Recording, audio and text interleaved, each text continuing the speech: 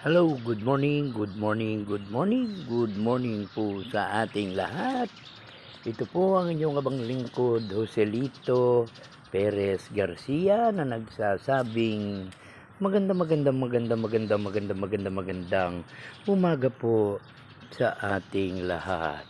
Ngayon po ay araw ng Biyernes, June 28, 2024, alas 7:35 ng umaga. Dahil mainit na po ang sikat ng haring araw, ayan. At ang level po ng ating tubig, na tayo po ay narito ngayon sa Sitio Mabagliw, Barangay Tibagan, Tarlac City. Ayan. Kung makikita po ninyo, ang ating level ng tubig ay nasa 2.60 meters na lang po. Dapat po yan is almost 4.5 para po 4.60 or 4.80 para po siya ay mag-overflow. Ayan. Nangyari po, wala pong nangyayaring ulan dyan sa tri-boundaries ng kabundukan ng Zambales, Pangasinan at kabundukan ng Tarlac. Ayan.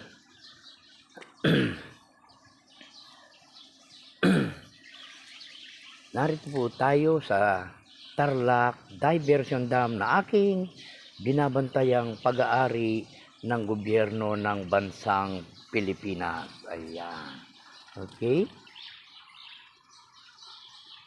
At syempre, ayan.